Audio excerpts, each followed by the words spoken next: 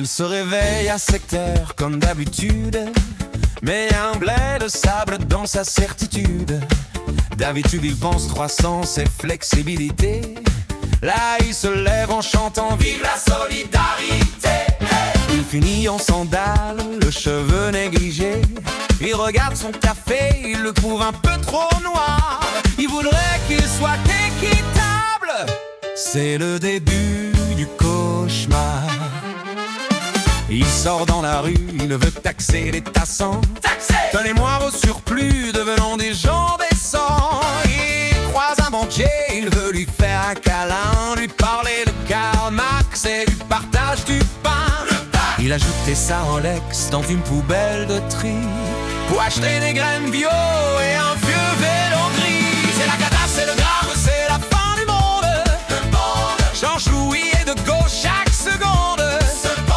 Il veut nationaliser le savon de coiffure. Il veut mettre des éoliennes sur sa propre voiture. C'est le grand soir au petit-déj, c'est l'effroi. Le patron de la droite est plus rouge que moi.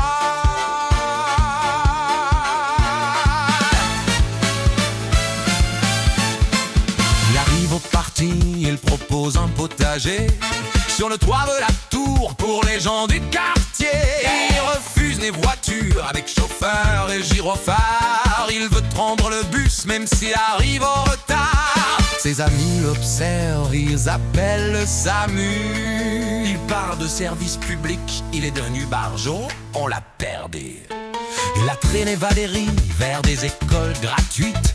Plus de devoirs à la maison, des heures récréatives. On change tous les programmes, on met du bois, des fleurs. L'enseignement d'élite, c'est fini, quel malheur. Puis ils font ses Jacqueline, ils entrent dans la place pour que la RTBF enfin change de face. Elle annonce au JT avec un air ravi: ce soir on supprime la bourse et l'argent c'est fini. Mais pourquoi je porte un sarouel? Et Valérie qui veut planter des radis au bureau?